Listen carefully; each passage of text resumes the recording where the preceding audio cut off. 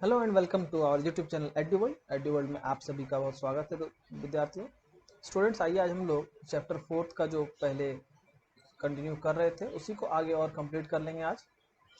तो हम लोग स्ट्रक्चर ऑफ एटम पढ़ रहे थे, जिसमें कि Rutherford model of the atom हम लोग पढ़ चुके थे। तो ये 2 लेक्चर्स में मैंने कंप्लीट की थी इसको। तो जिस आप लोग में से जिन विद्यार्थियों ने इसको अभी तक कंप्लीट नहीं देखा है, आप निश्चित रूप से प्लेलिस्ट में जाकर के इसको देख सकते हैं, एड्यूवर्ल्ड के प्लेलिस्ट में या उसके चैनल में जाकर के आप लोग इसको निश्चित रूप से देख सकते हैं। तो चलिए इसके बाद हम लोग स्टार्ट करते हैं। अब ये मॉडल्स वगैरह पढ़ लिए थे हम लोग, और रदरफोर्ड का भी मॉडल पढ़ लिए थे। ये गोल्ड फॉयल लीफ एक्सपेरिमेंट, मैं याद करा दूं आप लोगों को, ये गोल्ड फॉयल लीफ एक्सपेरिमेंट को हम लोगों ने पढ़ लिया था। आइए हम लोग आज पढ़ते हैं drawbacks of Rutherford model of atom. क्या क्या ड्रॉबैक थे रदरफोर्ड मॉडल में। हम लोग स्टूडेंट्स एनसीईआरटी से पढ़ रहे हैं। एनसीईआरटी बहुत इंपॉर्टेंट होता है आप लोगों के लिए।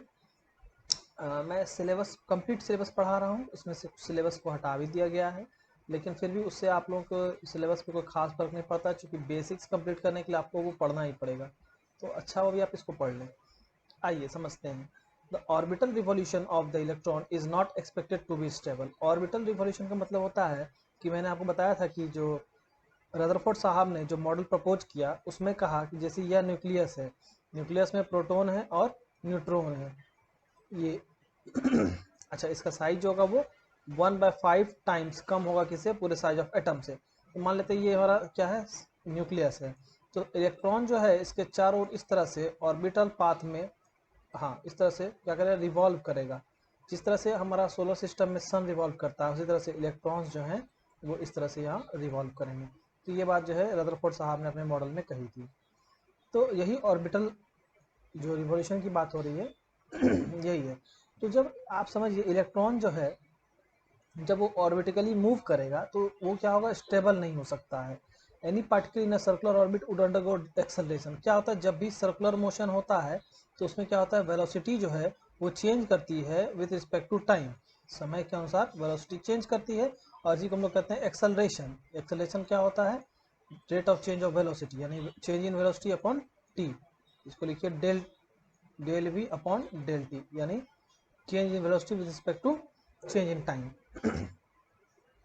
तो any particle in a circular orbit would undergo acceleration. तो जब इस तरह से कोई इलेक्ट्रॉन मोशन में रहेगा तो उसके अंदर क्या होगा, एक्सेलरेशन आएगा। During acceleration charge particle would radiate energy. और एक्सेलरेशन की वजह से क्या होगा, इसके अंदर जो ये जो चार्ज पार्टिकल है ये अपना एनर्जी को क्या करेगा, बाहर रेडिएट करेगा, छोड़ेगा, निकालेगा। Thus, the revolving electron would lose energy and finally fall into the nucleus। इसलिए जो मूवमेंट इस तरह से करता रहेगा इलेक्ट्रॉन, वो धीरे धीरे करके क्या होगा, इसका एनर्जी खत्म होता चला जाएगा और लास्ट में जाकर के न्यूक्लियस से टकरा जाएगा। यह हाइपोथेटिकली ऐसा होना चाहिए। If this were so the atom should be highly unstable and hence matter would not exist in the form that we know. और अगर ऐसा होता तो क्या होता, एटम जो हमारा होता वो हाईली अनस्टेबल होता, और एटम के हाईली अनस्टेबल होने की वजह से जो एटम को आज हम लोग जानते हैं उस रूप में हम लोग को एटम नहीं मिलता। तो हम लोग जानते हैं कि एटम जो होता है वो स्टेबल होता है। तो यह थ्योरी जो है, इस थ्योरी से ये एक्सप्लेनेशन नहीं मिला हमको कि इलेक्ट्रॉन जब मूव कर रहा है सर्कुलर ऑर्बिट में तो अपने एनर्जी को अगर रेडिएट कर रहा है तो उसका सारा का सारा एनर्जी खत्म क्यों नहीं हो जाता है, और वो न्यूक्लियस में जाकर के उस एटम को नष्ट क्यों नहीं कर देता है, डिस्ट्रक्ट क्यों नहीं कर दिया जाता है। तो ये एक क्वेश्चन इससे खड़ा हुआ। तो ये एक ड्रॉबैक था Rutherford model of the atom का।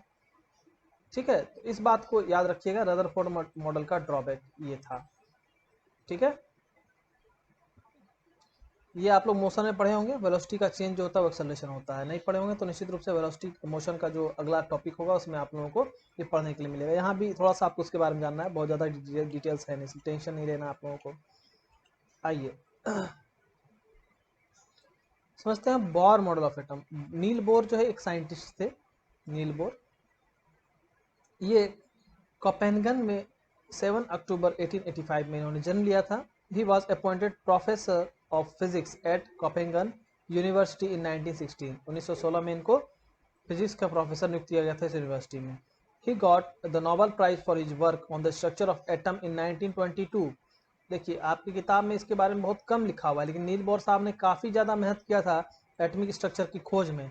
और बाद में इन्होंने किस तरह से इलेक्ट्रॉन ऑर्बिट में घूमता है और कितने इलेक्ट्रॉन किस ऑर्बिट में रह सकते हैं, इस सब के बारे में काफ़ी अधिक जानकारियाँ दी थी। तो 11th में जब आप लोग जाएंगे, इसलिए मैं कहता हूँ कि ये बेस बहुत ज़रूरी है करना, क्योंकि आप 11th में जब जाएंगे तो आपको इसका विस्तृत स्टडी पढ़ना होगा।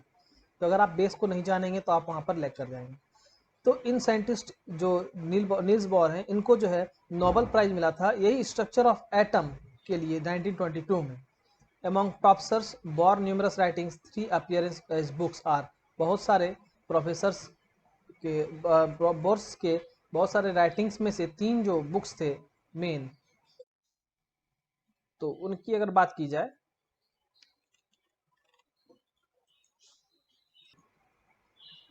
तो बोर साहब के जो बुक्स थी उनमें 3 अपियरिंग बुक्स जो थी the theory of spectra and atomic constitution, atomic theory और द डिस्क्रिप्शन ऑफ नेचर। ये 3 इनकी बहुत महत्वपूर्ण किताबें हैं। तो इनके बारे में थोड़ा हम लोगों ने जान लिया। अब समझिए बोर साहब ने एटम के बारे में क्या कहा था। In order to overcome the objections raised against Rutherford model of the atom, Neil Bohr put forward the following postulates about the model of an atom. Postulates मतलब होता है मानी हुई चीजें, कुछ ऐसा चीज मान लिया गया, उसको पोस्टुलेट कहते हैं। तो यह जो ड्रॉबैक उभरा था रदरफोर्ड मॉडल से, जो क्वेश्चन आए थे कि इस तरह से होना चाहिए कि अगर मान लीजिए कोई सर्कुलर ऑर्बिट में इलेक्ट्रॉन मूव कर, ऐसा आप कह रहे हैं कि ऑर्बिट में चारों ओर मूव कर रहा है, तो ये जब सर्कुलर ऑर्बिट में कोई भी पार्टिकल मूव करता है तो अपनी एनर्जी को खोता है, और यदि वो अपनी सारी एनर्जी को खो देता है तो वो लास्ट में जाकर के सेंटर में न्यूक्लियस से टकरा जाएगा इलेक्ट्रॉन, और क्या होगा वहाँ, वो एटम जो है खत्म हो जाएगा।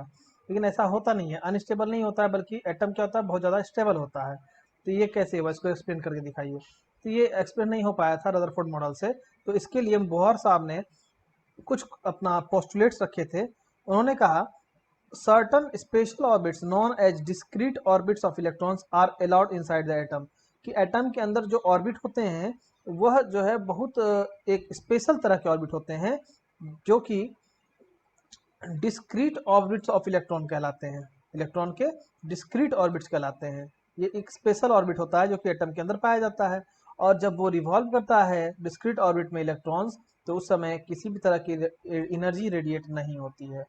तो ये दो जो पोस्टुलेट्स या अवधारणाएं मानी गई, तो इससे क्या हुआ, ये जो कॉन्सेप्ट आया था कि इसके मूवमेंट की वजह से इलेक्ट्रॉन जो है जाकर टकरा जाना चाहिए और इलेक्ट्रॉन खत्म हो जाना चाहिए, ये जो है खत्म हो गया। ये जो क्वेश्चन उठ रहा था ये क्वेश्चन समाप्त हो गया। तो इस तरह से थ्योरी को यहाँ इन्होंने क्या किया, सपोर्ट किया। इन ऑर्बिट को या सेल्स को एनर्जी लेवल कहा गया। क्या कहा गया, एनर्जी लेवल्स। अब देखिए हर अलग अलग एनर्जी लेवल या अलग अलग जो ऑर्बिट हैं उनमें रहने वाले इलेक्ट्रॉन्स अलग अलग एनर्जी लेवल्स में रहेंगे। In an atom are shown figure, ये देखिए फिगर में दिखाया गया है, ये न्यूक्लियस है यहाँ पर, ठीक है। ये के सेल है, फर्स्ट सेल जो कि न्यूक्लियस के बिल्कुल नजदीक है, करीब है। एल सेकेंड सेल है जो कि न्यूक्लियस से सेकेंड पोजीशन पर सेल में ऑर्बिट में है। ये यहाँ से थर्ड में, और ये लास्ट वाला यहाँ से फोर्थ में। इसका नाम रखा गया, पहले सेल को के सेल, दूसरे को एल सेल, तीसरे को एम सेल और चौथे को एन सेल कहा गया। यानी ऑर्बिट की संख्या 1, 2, 3 और 4, और फर्स्ट ऑर्बिट में ये के सेल कहा जाएगा, सेकंड ऑर्बिट को एल सेल कहा जाएगा, थर्ड ऑर्बिट को एम सेल कहा जाएगा और फोर्थ ऑर्बिट को एन सेल कहा जाएगा। तो इस तरह से इसमें क्या किया गया, ऑर्बिट या सेल्स को यहाँ पर दर्शाया गया है आपको, ठीक है, कोई दिक्कत नहीं है। ये न्यूक्लियस आपका रहा, तो ये एटम का इस तरह का स्ट्रक्चर हुआ। इस को ध्यान समझिएगा आप, नील बोर साहब ने जो समझाया यहाँ से आपकी वैलेंसी वगैरह सारे प्रॉब्लम्स जो भी होंगे सब क्लियर हो जाएंगे, वैलेंस इलेक्ट्रॉन वैलेंसी सब चीज़ें धीरे आएंगी और सारे प्रॉब्लम्स क्लियर हो जाएंगे। तो बेसिक्स आप लोगों का क्लियर हो जाएगा, तो आप लोग कहीं पर भी कोई किसी तरह से चुकेगा नहीं। अब ये क्वेश्चंस हैं, ये क्वेश्चंस आप लोगों को बनाने हैं और आप लोग बना करके मुझे मेरे जो स्कूल का व्हाट्सएप आपका है उस पर आप इसको सेंड कीजिएगा और ग्रुप में आप भेजिएगा इसको निश्चित रूप से। देखिए इसमें कुछ मैं थोड़ा सा एक्सप्लेन कर देता हूँ। Thomson's model of an atom के बेसिस पर एक्सप्लेन कीजिए एटम किस तरह से न्यूट्रल होता है। तो आप कर देंगे, वहाँ पर आपने जो देखा था कि नंबर ऑफ इलेक्ट्रॉन प्रोटॉन के बराबर होते हैं इस तरह से। On the basis of Rutherford model of atom which subatomic particle present in the nucleus of the atom, बताइए न्यूक्लियस में कौन सा था। तो हम लोगों ने देखा था कि न्यूक्लियस जो होता है उसमें प्रोटोन और न्यूट्रॉन दो तरह के सबएटॉमिक पार्टिकल्स थे, जबकि इलेक्ट्रॉन जो इसके चारों मूव कर रहा था। Sketch of Bohr model of an atom with 3 shells, 3 shells में, यहाँ 4 सेल्स है, आपको इसमें 3 तक का ही ये ऐसा स्केचिंग बनाना है, 3 तक का हो जाएगा। और fourth, what do you think it would be observation if the alpha particle scattering experiment is carried out using a foil of metal other than gold. अब गोल्ड के अलावा अगर किसी अदर मेटल से बनाया गया रहता तो क्या होगा। तो ये क्वेश्चन को आप निश्चित अपने से ढूंढ करके कीजिएगा, ये मैं आपको नहीं बताऊंगा, मैं देखना चाहूंगा कि आप लोग कौन कुछ स्टूडेंट्स को किस तरह से लिखते हैं। अब आइए एक अदर सब एटॉमिक पार्टिकल्स न्यूट्रॉन के ऊपर चलते हैं। 1932 में sir James Chadwick discovered another subatomic particles which had no charge and a mass nearly equal to that of a proton। Neutron को खोज किया गया सर जेम्स चैडविक के द्वारा 1932 में, याद रखिएगा 1932 में। तो इस तरह से मैं एक बार फिर क्रम बता देता हूँ। जो इलेक्ट्रॉन था उसकी खोज की गई थी सर थॉमसन, जे थॉमसन के द्वारा। प्रोटॉन की जो डिस्कवरी थी वो ई गोल्डस्टीन के द्वारा, और न्यूट्रॉन की जो खोज थी वो थी सर जेम्स चैडविक के द्वारा। तो इलेक्ट्रॉन के ऊपर नेगेटिव चार्ज होता है, यानी electron carries negative charge, proton carry positive charge, but neutron does not carry any charge. इस बात को आप लोग ध्यान रखिएगा। तो न्यूट्रॉन का जब खोज हुआ तो इसमें देखा गया कि इसमें कोई भी चार्ज नहीं होता है, और इसका जो मास होता है वो लगभग प्रोटॉन के बराबर होता है। It was eventually named as neutron, इसका नाम इवेंचुअली न्यूट्रॉन रख दिया गया। Neutrons are present in the nucleus of all atoms, जितने भी एटम्स हैं सिवाय हाइड्रोजन के, उन सब में न्यूक्लियस पाया जाता है, उसमें न्यूट्रॉन्स पाया जाता है। ठीक है, ध्यान रखेंगे क्या कि जितने भी एटम्स हैं, किसके छोड़ करके, हाइड्रोजन को छोड़ करके, उन सभी एटम्स में न्यूक्लियस में न्यूट्रॉन पाया जाता है। In general a neutron is represented an small n, small letter of English alphabet n से न्यूट्रॉन को दर्शाया जाता है। The mass of an atom is therefore given by the sum of masses of proton and neutron present in the nucleus. इसलिए अगर किसी atom का मास पूछा जाए आपको तो वो हो जाएगा प्रोटॉन का मास और साथ में न्यूट्रॉन का मास। तो आपको इससे क्या मिल जाएगा, एटम का मास। ध्यान रखिएगा, प्रोटॉन और न्यूट्रॉन के मास को ऐड कर देंगे इनके, तो हमको एटम का मास मिल जाएगा। बहुत ही आसान है लेकिन बहुत इंपॉर्टेंट है, ध्यान रखिएगा इस चीज को आप लोग, ये 10th में भी पूछ देता है कहीं कहीं पर। नेम द 3 सब एटॉमिक पार्टिकल्स ऑफ एटम, तो आपका आ जाएगा इलेक्ट्रॉन, प्रोटॉन और न्यूट्रॉन। ठीक है, helium atom has an atomic mass of 4 unit and 2 protons in its nucleus, how many neutrons does it have. अब आप इसको स्वयं बनाइए, मैं इस क्वेश्चन का आंसर आप लोगों को नहीं बताऊंगा, देखता हूँ कौन कौन बना सकते हैं। मैं जिस क्वेश्चन को थोड़ा सा उसमें कुछ होता है वो मैं नहीं बताऊंगा, आप लोगों को बनाना है, इससे मैं समझूंगा कि आप लोग कितना ग्रैब कर रहे हैं, कितना सीख रहे हैं। Now how are electrons distributed in different orbit, किस तरह से इलेक्ट्रॉन को अलग अलग ऑर्बिट में डिस्ट्रीब्यूट किया गया है इसके बारे में समझेंगे। तो डिस्ट्रीब्यूशन जो है इलेक्ट्रॉन्स का अलग अलग ऑर्बिट में किसी भी एटम को, उसको बोर और ब्यूरी के द्वारा यह जो है दर्शाया गया था। ये दोनों ही साइंटिस्ट थे, बोर एंड ब्यूरी।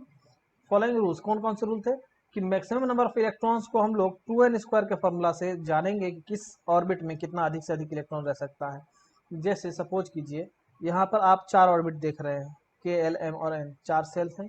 अगर हम आपसे पूछें कि बताइए इसमें कौन से ऑर्बिट में कितने इलेक्ट्रॉन रहेंगे, क्योंकि किसी भी एलिमेंट के पास सीमित संख्या होगी इलेक्ट्रॉन की और प्रोटॉन की, तो आपसे अगर पूछा जाए या आप जानना अगर चाहिए तो उसका फॉर्मूला होता है 2n²।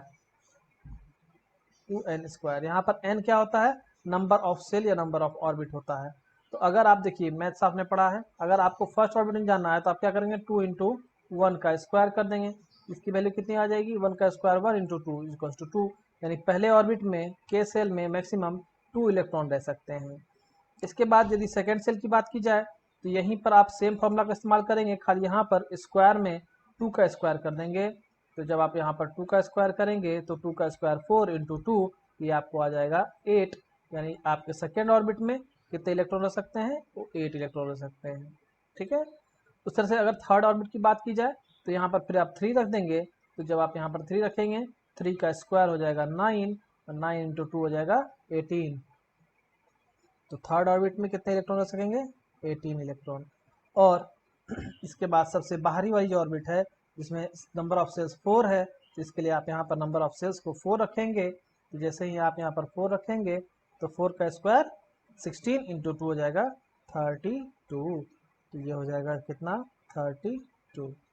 तो स्टूडेंट्स देखिए बच्चों, ये पहले सेल में 2 इलेक्ट्रॉन, दूसरे में 8 इलेक्ट्रॉन, तीसरे में 18 और चौथे में 32 इलेक्ट्रॉन्स। ये maximum number of electrons that can be put in a shell having number 1 orbit 1, orbit number 2, orbit number 3 and orbit number 4। तो क्या इतने ही इलेक्ट्रॉन हमेशा रहेंगे, तो नहीं, ये नहीं है कि हमेशा इतने इलेक्ट्रॉन रहेंगे। ये डिपेंड करेगा। देखिए मान लीजिए एक कमरा है, आपको एक समझाने का मैं प्रयास करता हूँ। मान लीजिए एक कमरा है, इस कमरे में 2 4 6 और 2 8 बेड हैं, ठीक है। तो इसमें अगर मैं आपसे पूछूं कि मैक्सिमम कितने परसेंट सो सकते हैं, तो आप कहेंगे कि 8% मैक्सिमम सो सकते हैं। तो क्या इससे कम पर्सन इसमें नहीं सो सकते हैं? बिल्कुल, 7% भी सो सकते हैं, 6% भी सो सकते हैं, 5% भी सो सकते हैं और मिनिमम 1% भी सो सकते हैं। लेकिन मैक्सिमम 8 का मतलब हुआ कि 8 से जैसे एक्सीड करेगा एक भी, यानी कि अगर 9 संख्या हो जाएगी तो इसमें 8 ही पर्सन आएंगे और 1% को किसी अदर रूम में हमको ले जा करके वहां पर उनको एडजस्ट करना पड़ेगा। तो यह समझिए यहाँ पर कि यहाँ पर 8 संख्या का मतलब है कि मैक्सिमम यहाँ पर 8 ही इलेक्ट्रॉन रह सकते हैं। जैसे 9th इलेक्ट्रॉन आएगा तो एक इलेक्ट्रॉन यहाँ भरेगा और एक इलेक्ट्रॉन जो है ये 18 वाले में चला जाएगा। समझ गए आप लोग? अब आइए समझते हैं दूसरी चीज को। तो ये चीज मैंने आप लोगों को समझा दिया। तो maximum number of electrons that can B accommodated in the outer most orbit is 8। किसी भी आउटर मोस्ट ऑर्बिट में यानी सबसे बाह्यतम कक्ष में जो नंबर ऑफ इलेक्ट्रॉन्स रह सकता है अधिकतम वो 8 होगा। 8 से अधिक जैसे आएगा हम लोग को उसको नेक्स्ट वाले में ट्रांसफर कर देना है। Electrons are not accommodated in a given shell unless their inner shells are filled. जब तक, एक बात ध्यान रखेंगे, जब तक ये इनर सेल्स फिल नहीं होंगे तब तक बाहर वाले में इलेक्ट्रॉन फिल नहीं होगा। ऐसा आपको अगर मिला, मान लीजिए कि 10 इलेक्ट्रॉन्स हैं, आप कहेंगे कि 10 इलेक्ट्रॉन है, इसमें तो 18 इलेक्ट्रॉन रह सकता है, तो सीधे यहीं पर 10 इलेक्ट्रॉन को पुट कर देंगे तो हो जाएगा काम। नहीं, ऐसा नहीं होता है। पहले ये 2 इलेक्ट्रॉन भरेगा, फिर ये 8 इलेक्ट्रॉन भरेगा, उसके बाद अगर बचा इलेक्ट्रॉन तब 18वें वाले में जाएगा, थर्ड सेल में जाएगा। तो पहले इनर सेल यानी 1, फिर सेकेंड, फिर थर्ड और तब लास्ट में फोर्थ सेल में इलेक्ट्रॉन फिल होगा। समझ रहे हैं इस बात को? बहुत मोस्ट इंपॉर्टेंट चीज पे हम लोग चल रहे हैं। यहीं से हम लोग वैलेंसी, वैलेंस इलेक्ट्रॉन सब चीज सीख जाएंगे। एटॉमिक स्ट्रक्चर दिखाया जा रहा है पहले 18 एलिमेंट्स का। फिगर नीचे फिगर दिया हुआ इसमें, ठीक है। देखिए यहाँ पर दिखाया जा रहा है ये हाइड्रोजन। अब देखिए हाइड्रोजन का एटॉमिक नंबर जो है वो कितना है? 1 है। अच्छा, एटॉमिक नंबर को हम लोग जेड से रिप्रेजेंट करते हैं, तो Z equals to how much हो जाएगा? 1 हो जाएगा। अब इसके अंदर इलेक्ट्रॉन संख्या 1 है, तो इसके पहले सेल में के में 2 इलेक्ट्रॉन रह सकता है, लेकिन एक ही इलेक्ट्रॉन इसके पास है तो एक इलेक्ट्रॉन के में चला जाएगा, तो एक इलेक्ट्रॉन के में ही रह जाएगा। इसका इस तरह का सेल बनेगा। हीलियम, इसका एटॉमिक नंबर कितना है? Z की वैल्यू इसमें हो जाएगी 2। 2 इलेक्ट्रॉन रह सकते हैं, के सेल में हमारा 2 इलेक्ट्रॉन रह सकता है, इसके ऑर्बिट में 2 इलेक्ट्रॉन की जगह है, तो ये 2 इलेक्ट्रॉन इसमें फिल हो जाएगा। तो के सेल में यानी फर्स्ट सेल में ही ये इसका फर्स्ट सेल जो है इसमें 2 इलेक्ट्रॉन आपका फिल आउट हो जाएगा, बाकी कोई भी इसका फर्दर इलेक्ट्रॉन नहीं रहेगा। ये देखिए लिथियम, इसके जो एटॉमिक नंबर होता है ये होता है 3। अब समझिए के में तो 2 इलेक्ट्रॉन चला जाएगा, एल में 2 के बाद कितना बचा? 1, तो 1 इलेक्ट्रॉन एल में चला जाएगा। ये देखिए के सेल में 2 इलेक्ट्रॉन चला गया, एल सेल में 1 इलेक्ट्रॉन चला गया। इसी तरह से करके और सबका आपको यहाँ पर बनाया हुआ है, इसको आप लोग अपने से बनाइएगा। इसको इलेक्ट्रॉनिक कन्फिग्रेशन भी कहा जाता है। तो अगर जैसे मान लीजिए क्लोरीन का बनाना है, एक तो मैं आपको समझाता हूँ। और देखिए क्लोरीन जो होता है इसका एटॉमिक नंबर होता है 17, यानी इसके अंदर नंबर ऑफ इलेक्ट्रॉन्स जो हैं, नंबर ऑफ इलेक्ट्रॉन्स जो होते हैं वो होंगे 17। हम लोग को हमेशा number of electrons he put करने हैं, इस बात को याद रखिएगा। तो हमने कहा के सेल जो फर्स्ट सेल है उसमें 2 इलेक्ट्रॉन मैक्सिमम जा सकता है, तो 17 में 2 चला गया, 15 बचा। के में 2 सेल हमने पुट कर दिया। मान लीजिए यही हमारा सेंटर है, न्यूक्लियस है, और इसके चारों ओर पहला सेल मेरा बना और उसमें कितने इलेक्ट्रॉन्स आ गए? 2 इलेक्ट्रॉन्स आ गए। क्लोरीन का बना रहे हैं हम लोग, है ना। आप लोग कैसे कॉपी में बनाएंगे इसको मैं दर्शाता हूँ। अब 15 इलेक्ट्रॉन्स है। दूसरा हमारा के बाद एल सेल आता है, इसमें कितने इलेक्ट्रॉन रह सकते हैं? 8 इलेक्ट्रॉन रह सकते हैं। तो 15 में से अब 8 इलेक्ट्रॉन चला गया सेकेंड सेल में, तो बचा 7 इलेक्ट्रॉन। तो दूसरा सेल जो बनेगा इसमें कितने इलेक्ट्रॉन आ जाएंगे? 8 इलेक्ट्रॉन, यानी 1 2 3 4 5 6 7 और 1 ये 8। तो 8 इलेक्ट्रॉन इसमें आ गए। अब 7 इलेक्ट्रॉन बच गया। एम सेल में भी 18 इलेक्ट्रॉन रह सकता है और लास्ट 8 इलेक्ट्रॉन रह सकता है। 7 इलेक्ट्रॉन को इसमें हम फिल कर देंगे। तो ये मेरा तीसरा ऑर्बिट जो बनेगा इसमें टोटल इसी तरह से आपको 7 दिखाना है, 3 4 5 6 और 7। तो ये आप हाथ से कॉपी बनाएंगे, कोई किसी को टच नहीं करेगा और सिमिलर दूरी जो है दोनों के बीच में समान रहेगी। इस तरह से आप लोग इसको निश्चित रूप से बनाएंगे। तो अपने कॉपी में आप लोग इसको 18 तक आर्गन तक का दिया हुआ है, आप यहाँ तक इसको बना लेंगे। अब वैलेंसी के बारे में समझिए। हम लोगों ने समझा किस तरह से अलग अलग सेल या ऑर्बिट में इलेक्ट्रॉन्स रह सकते हैं। तो जो इलेक्ट्रॉन आउटर मोस्ट ऑर्बिट में प्रेजेंट होते हैं उनको हम लोग वैलेंस इलेक्ट्रॉन कहते हैं। आउटर मोस्ट ऑर्बिट का मतलब क्या हुआ, सबसे बाह्यतम कक्ष, ये वाला सबसे आउटर मोस्ट ऑर्बिट ये वाला होगा, ये वाला, और इनर मोस्ट ऑर्बिट ये वाला होगा। तो आउटर मोस्ट ऑर्बिट की बात करें अगर सोडियम में, देखिए आउटर मोस्ट ऑर्बिट ये है, इसमें कितने इलेक्ट्रॉन प्रेजेंट है, एक इलेक्ट्रॉन प्रेजेंट है। तो इसमें अगर पूछा जाए आपसे कि वैलेंस इलेक्ट्रॉन सोडियम का कितना है, तो आप कहिएगा 1 है। यही अगर क्लोरीन की बात की जाए, ध्यान देकर समझिए, क्लोरीन की अगर बात की जाए, क्लोरीन में आउटर मोस्ट ऑर्बिट ये है,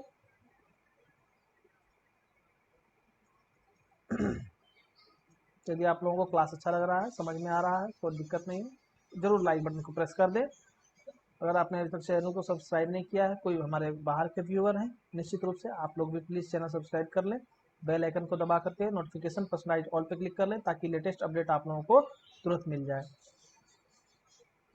अगर इसमें आप लोग कुछ एडवांसमेंट चाहते हो या कहीं पर कुछ मॉडर्नाइजेशन चाहते हो, तो निश्चित रूप से आप लोग कमेंट करके बता सकते हैं, हम लोग उस पर बिल्कुल वर्क करेंगे, कोशिश करेंगे उसको और एडवांसमेंट करने का। तो ये क्लोरीन में, ये देखिए, ये है इसका आउटर मोस्ट ऑर्बिट, इसमें कितने इलेक्ट्रॉन है, 1 2 3 4 5 6 और ये 7। तो 7 इलेक्ट्रॉन्स इसके आउटर मोस्ट ऑर्बिट में है। तो यदि आपसे कहा जाएगा वैलेंस इलेक्ट्रॉन्स क्लोरीन के कितने हैं, आप कहिएगा 7 है। तो इस तरह से आप इन सभी के वैलेंस इलेक्ट्रॉन लिखेंगे। क्लियर है?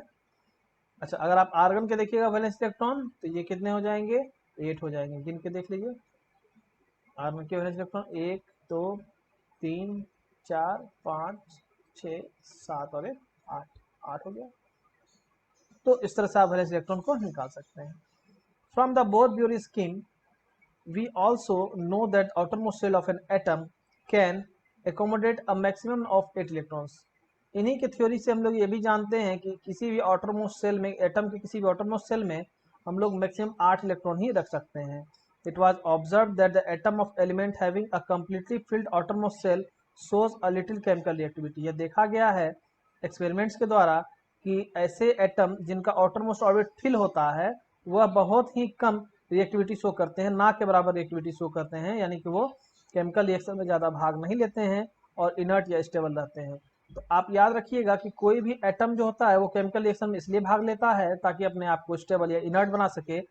अदर तरह से कहें अगर, तो अपने नियरेस्ट नोबल गैस के इलेक्ट्रॉनिक कन्फिग्रेशन को अचीव कर सके, अटेन कर सके। इसलिए नोट कीजिए, मैं लिखा देता हूँ आप लोगों को, an atom takes part in a chemical reaction to achieve its nearest noble gas electronic configuration and to become stable। ये चीज को आप ध्यान रखिएगा। In other words their combining capacity और वैलेंसी इज जीरो, यानी कि उनकी वैलेंसी क्या हो जाएगी, जीरो हो जाएगी, उनकी कंबाइनिंग कैपेसिटी जीरो हो जाएगी, क्योंकि जब वो क्या हो जाएंगे, एकदम आउटर मोस्ट उनका फुलफिल हो जाएगा तो वो इनर्ट हो जाएंगे, नोबल हो जाएंगे और वो किसी तरह का केमिकल बिहेवियर शो नहीं करेंगे, इसलिए उनकी वैलेंसी जीरो हो जाएगी। Of these inert element, the helium atom has 2 electrons in its outermost shell and all other elements have atoms with 8 electrons in the outermost shell। अब आप देख सकते हैं यहाँ पर हीलियम के outermost ऑर्बिट में 2 इलेक्ट्रॉन्स हैं, नियॉन के outermost ऑर्बिट में देखिएगा आप 8 इलेक्ट्रॉन्स होंगे, आर्गन के भी 8 इलेक्ट्रॉन्स हैं और इन सब में 8 से कम इलेक्ट्रॉन्स हैं। तो ये सब चाहेंगे कि हम जो है अपने outermost ऑर्बिट में क्या करें, या तो 8 इलेक्ट्रॉन्स पुरा लें या इसके नियरेस्ट नोबल गैस यानी हीलियम के जैसा बन जाए। ये अब देखिए, अगर आप देखिएगा तो इसका एटॉमिक नंबर 1, इसका 2, इसका 3 4 5 6 7 8 9 और ये 10, ये एटॉमिक नंबर हुआ। इसके आउटर मोस्ट ऑर्बिट में इलेक्ट्रॉन्स की संख्या को देखिएगा तो उससे समझ में आएगा कि इसका नियरेस्ट, ये 3 है तो इसका नियरेस्ट नोबल गैस कौन, 10 वाला होगा या 2 वाला होगा, निश्चित रूप से 2 वाला होगा। तो ये कैसा बनना चाहेगा, इसके जैसा हीलियम कैसा बनना चाहेगा। तो यहाँ पर एक रूल आता है ड्यूप्लेट एंड ऑक्टेट रूल, जिस एटम के आउटर मोस्ट ऑर्बिट में 8 इलेक्ट्रॉन्स होंगे वो स्टेबल होगा, या 2 इलेक्ट्रॉन्स होंगे तो वो भी स्टेबल होगा। तो जिनके आउटर मोस्ट ऑर्बिट में 1 इलेक्ट्रॉन होंगे वो चाहेंगे कि अपना इलेक्ट्रॉन को डोनेट करके और हीलियम के जैसा बन जाए, और जिनके आउटर मोस्ट ऑर्बिट में 7 इलेक्ट्रॉन्स होंगे 8 के पास में, तो वो क्या चाहेंगे, 1 इलेक्ट्रॉन को ले करके और हम ये नियन के जैसा, या 1 इलेक्ट्रॉन को ले करके हम आर्गन के जैसा बन जाए। तो यह चीज़ आप लोगों को अभी धीरे धीरे समझ में आएगी, जो बहुत इंपॉर्टेंट है। ये देखिए नेम ऑफ एलिमेंट दिया हुआ है, सिंबल दिया है, atomic number, number of proton, number of neutron, number of electron और डिस्ट्रीब्यूशन ऑफ इलेक्ट्रॉन्स इसमें दिया हुआ, वैलेंस दिया है। तो आप लोगों को ये अपने से बनाना है और आपको कम से कम 30 तक का एटॉमिक नंबर आपको याद कर लेना है, एलिमेंट्स का एटॉमिक नंबर, कौन कौन से एलिमेंट्स है 30 तक में, उसका एटॉमिक नंबर क्या है। The combining capacity of the atom of other elements, that is their tendency to react and form molecule with atoms of the same or different elements, was thus explained as an attempt to attain a fully filled outermost shell। तो अब यहाँ से आपको क्या समझ में आएगा कि कोई भी जो एटम होता है वो रिएक्ट करता है और मॉलिक्यूल बनाता है अपने ही एटम के एलिमेंट्स के साथ या दूसरे एटम एलिमेंट्स के दूसरे एलिमेंट्स के एटम के साथ में, वो सिर्फ और सिर्फ अपना आउटर मोस्ट ऑर्बिट को फुल करने के लिए करता है ऐसा। मैंने आपको बताया ना कि an atom takes part in a chemical reaction to achieve its nearest noble gas electronic configuration, अपने नज़दीकी जो भी नज़दीकी होगा उसके नोबल गैस के इलेक्ट्रॉनिक कन्फिग्रेशन को प्राप्त करने के लिए, अचीव करने के लिए ही कोई भी एटम जो होता है वो केमिकल रिएक्शन में भाग लेता है। इस बात को आप सदैव याद रखिएगा, ये बहुत इंपॉर्टेंट है। An outer most shell which had 8 electrons would said to be positive in octet. मैंने कहा अभी 8 इलेक्ट्रॉन, आउटर मोस्ट ऑर्बिट में जहां 8 इलेक्ट्रॉन्स होंगे जिस एलिमेंट के, वो कहलाएगा ऑक्टेट में है, ऑक्टेट पूरा कर लिया उसने। Atoms would thus react so as to achieve an octet in the outermost shell. तो क्या होगा, एटम रिएक्ट करेंगे और अपने आउटरमोस्ट ऑर्बिट में यानी वैलेंस इलेक्ट्रॉन 8 बनाने की कोशिश करेंगे। This was done by sharing, gaining और लूजिंग इलेक्ट्रॉन्स। इसको कैसे कैसे कर सकते हैं, या तो इलेक्ट्रॉन को गेन किया जाए, लूज किया जाए या शेयरिंग किया जाए। 3 प्रकार से अपना ऑक्टेट को ये फुलफिल कर सकता है। Number of electron gained or loosed or shared as to make the octet of electrons in the outermost shell gives us directly the combining capacity of the element। अब समझिए जैसे सोडियम है, sodium के outermost orbit में valence electron हम लोगों ने देखा कितना है, 1 है। कैसे, सोडियम का एटॉमिक नंबर 11 है, के में आप डाल दीजिए 2 इलेक्ट्रॉन, कितने बचे 9, एल में डाल दीजिए आप 8 इलेक्ट्रॉन, कितने बचे 1, तो एम में 1 इलेक्ट्रॉन रह जाएगा। और सबसे बाहरी सेल जो एम वाला है उसमें कितने इलेक्ट्रॉन संख्या है, 1 है, तो वैलेंस इलेक्ट्रॉन इसका हो जाएगा 1। अगर इसका वैलेंस इलेक्ट्रॉन 1 है तो ये क्या चाहेगा कि अपने आप का, यानी कि इसका सेकेंड ऑर्बिट में 8 इलेक्ट्रॉन बनाने के लिए चाहेगा कि यह जो 1 इलेक्ट्रॉन है इसको ये अपना ऑर्बिट से हटा दे, ताकि इसके आउटर मोस्ट ऑर्बिट में कितने इलेक्ट्रॉन बच जाए, 8 इलेक्ट्रॉन बच जाए। सोचिए 3 ऑर्बिट है, अगर बाहर का ऑर्बिट, ये वाला ऑर्बिट हट जाता है तो इसका फिर बाहरी ऑर्बिट तो ये हो जाएगा, इसमें 8 इलेक्ट्रॉन है ही, इसका ऑक्टेट पूरा हो जाएगा। ये ऐसे हट जाएगा तो ऑर्बिट यही पूरा हो जाएगा और ये इनर्ट हो जाएगा। तो इसके लिए क्या करेगा, अपना 1 इलेक्ट्रॉन को ये डोनेट करेगा, अपने 1 इलेक्ट्रॉन को लूज कर देगा और अपना ऑक्टेट पूरा कर लेगा।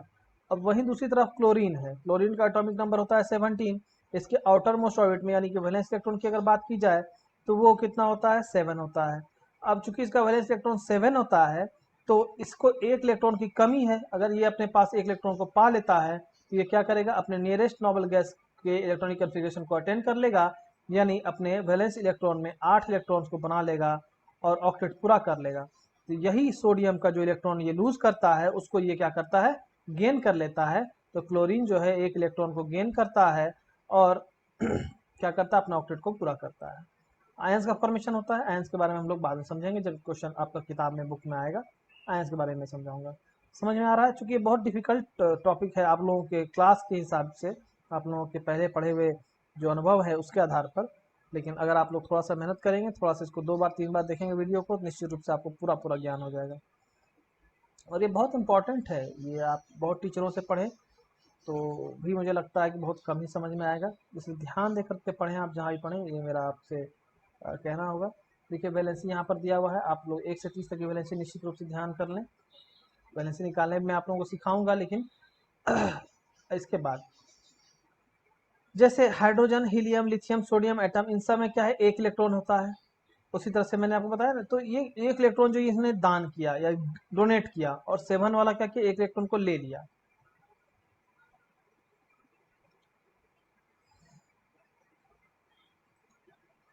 तो ये वैलेंसी होती है। अब देखिए इसी तरह से अदर एलिमेंट्स भी क्या करते हैं, अपने इलेक्ट्रॉन्स को गेन या लूज कराते हैं। तो उतनी वैलेंसी, जैसे ऑक्सीजन हो गया, इसके आउटर मोस्ट ऑर्बिट में 6 इलेक्ट्रॉन है, ये क्या करेगा, 2 इलेक्ट्रॉन को ले लेगा और 2 इलेक्ट्रॉन लेने की वजह से इसकी वैलेंसी कितनी हो जाए, आउटर मोस्ट ऑर्बिट में 8 इलेक्ट्रॉन्स हो जाएंगे और ये क्या होगा, स्टेबल हो जाएगा। तो इसने कितने इलेक्ट्रॉन्स लिए, 2 इलेक्ट्रॉन्स लिए, इसलिए इसका वैलेंस इलेक्ट्रॉन कितना हो जाएगा, अब लेने के बाद 8 हो जाएगा और ये ऑक्टेट को पूरा कर लेगा और इसकी वैलेंसी जो होगी वो कितनी होगी, 2 इलेक्ट्रॉन लिया है तो वैलेंसी 2 हो जाएगी। इस तरह से इसको वैलेंसी कॉम्बो निकालते हैं। इसके लिए मैं एक अलग से बोर्ड पर बना करके आप लोगों को इसको एक वीडियो जो है इस चैप्टर खत्म होने के बाद मैं निश्चित रूप से दूंगा, जिसमें वैलेंसी और वैलेंस इलेक्ट्रॉन्स और ये सब के बारे में डिटेल्स में फिर से एक बार मैं आपको पढ़ाऊंगा। इसलिए atom of each element has a definite combining capacity called is valency. जितने भी एटम होते हैं उनका एक डेफिनेट जो है कंबाइनिंग कैपेसिटी मिलने की क्षमता होती है और वही उसकी वैलेंसी कहलाती है।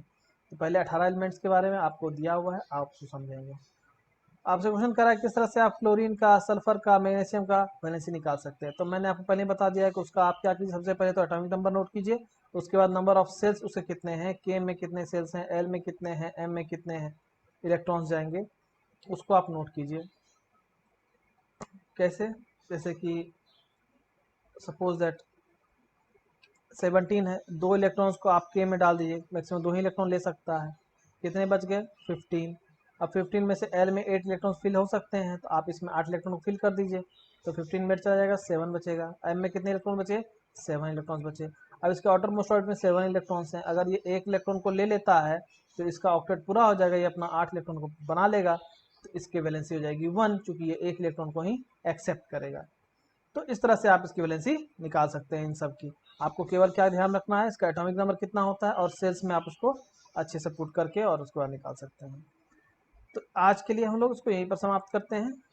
लेक्चर ये बहुत कहिए तो लेंदी तो नहीं है, लेकिन हाँ ये है कि इसमें कंसेप्चुअल बहुत सारी बातें हैं जो आप लोगों को सीखनी होगी, समझनी होगी। इसके बाद हम लोग एटॉमिक नंबर और मास नंबर पर चलेंगे और इसके बाद मास नंबर, आइसोटॉप्स, इसके एप्लीकेशंस, आइसोबार्स करेंगे और ये चैप्टर नेक्स्ट हमारा जो क्लास है उस क्लास में ये चैप्टर हमारा कंप्लीट हो जाएगा, एटॉमिक स्ट्रक्चर, जो कि बहुत ही इम्पोर्टेंट और आप लोगों को अभी के ही 9th के ही नहीं 11th की दृष्टि से बहुत ज़्यादा इम्पोर्टेंट चैप्टर है। तो आप लोग मीनवाइल मेरे इस वीडियो को शेयर कर लीजिए अपने दोस्तों के बीच में, जितने अधिक से अधिक शेयर आपको कर सकते हैं निश्चित रूप से कर सकते हैं, कोई दिक्कत की बात नहीं है। तो ठीक है, फिर स्टूडेंट्स हम लोग मिलते हैं अपने नेक्स्ट वीडियो में। मैं कोशिश करूंगा और भी कुछ दूसरे टॉपिक्स के वीडियो इसके बाद में बनाऊंगा। तो ये चैप्टर हम लोगों का समाप्त हो जाएगा, उसके बाद नेक्स्ट जो भी क्लास होगा उसके बाद मैं इसको बनाऊंगा। पिछला वीडियोस भी आप लोग पढ़ते रहिए, देखते रहिए, ताकि रिवाइज करते रहिए और चूँकि भूल ना जाएं आप लोग। इसमें बहुत बड़ी बात होती है, पढ़ तो लेते हैं लेकिन बार बार भूल जाते हैं। तो इससे पढ़िए, जो मैं आपको वीडियो लेसन दे रहा हूँ उससे पढ़िए, बुक से भी निश्चित रूप से एक बार पढ़िए। केवल मेरे वीडियो लेसन से पढ़ने से आपको याद नहीं रहेंगे, आपको बुक से भी पढ़ना होगा। तो आप निश्चित रूप से बुक से भी पढ़ें, एक बार आप मेरे वीडियो से पढ़ें, फिर एक बार आप बुक से पढ़ें, निश्चित रूप से आपको पूरा पूरा समझ में आ जाएगा, कहीं पर कोई दिक्कत नहीं रहेगी। और फर्दर आप इसके क्वेश्चन बना करके इसके नोट्स प्रिपेयर करें। नोट्स बिल्कुल प्रिपेयर करें आप लोग, क्योंकि सारे चीज़ को आप बार बार पढ़ नहीं पाएंगे। नोट्स बिल्कुल प्रिपेयर करें, जो जो इंपॉर्टेंट पॉइंट्स हैं उनको निश्चित रूप से आप पढ़ें। और ये लाइन बाय लाइन में आपको पढ़ा रहा हूँ, ऐसा आपको वीडियो बहुत कम जगह मिलेगा जहाँ आपको लाइन बाय लाइन बुक्स को पढ़ाया जाएगा। तो मुझे लगता है ऐसा वीडियो आपको कहीं बहुत कम ही जगह पर ऐसा मिलेगा, मेरे नॉलेज में तो कहीं है कहीं। खैर कोई बात नहीं, तो आप लोग इससे निश्चित रूप से बेनिफिट उठाइए। अभी चूँकि लॉकडाउन का समय है और ये कुछ नहीं कहा सकता है कब तक चलेगा, इसका कोई लिमिट नहीं है। वैक्सीन जो हैं मार्केट में आ रहे हैं, उनका ट्रायल हो रहा है, लेकिन कितने वो जो है सूटेबल रहेंगे और कितने इफ़ेक्टिव रहेंगे इसके बारे में कहा नहीं जा सकता है। अभी कुछ दिन पहले, दो दिन 3 दिन पहले ही जो है वैक्सीन जो है रसा का एक परीक्षण में पाया गया कि इससे इम्यूनिटी बूस्ट हो रही है। तो उस पर अंडर ट्रायल है, इंडिया में भी अंडर ट्रायल है। तो वैक्सीन बनने के बाद भी लार्ज प्रोडक्शन होने में बहुत समय लगेगा और इस कारण जो है निश्चित रूप से आप लोगों को तो अभी ऑनलाइन का ही सहारा लेना होगा। हम लोग ऑनलाइन वीडियोस प्रोवाइड करा रहे हैं, लगभग 125 प्लस वीडियोस हम लोगों के हो चुके हैं।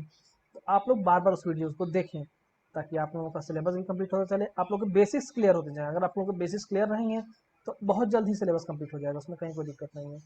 हम लोगों ने फिजिक्स के आपके एक चैप्टर भी करा दिए, इंग्लिश भी चल रहा है, मैं मीनवाइल केमिस्ट्री में ले ही रहा हूँ। ये इसके लेक्चर बाद ये चैप्टर भी खत्म हो जाएगा और इसी तरह से करके अदर सब्जेक्ट भी आप लोगों के खत्म हो जाए। हम लोग कोशिश कर रहे हैं रैशनलाइज करने के लिए, सिलेबस को कम से कम समय में ज़्यादा से ज़्यादा कंप्लीट करने का। आप लोग भी मन लगा कर पढ़िए और जो स्टूडेंट्स जो है इस सेशन को नहीं अटेंड कर पा रहे हैं अगर, तो उनको आप लोग लिंक भेज दिए ताकि वो लोग भी अटेंड कर लें, उनको कहिए जुड़ने के लिए। फिर मिलते हैं हम लोग नेक्स्ट सेशन में। Till then good bye, have a nice day to all of you. आप लोग चैनल को सब्सक्राइब कर लीजिए, लाइक बटन प्रेस कर दीजिए जिन्होंने नहीं किया अभी तक। फिर मिलते हैं हम लोग। Good day.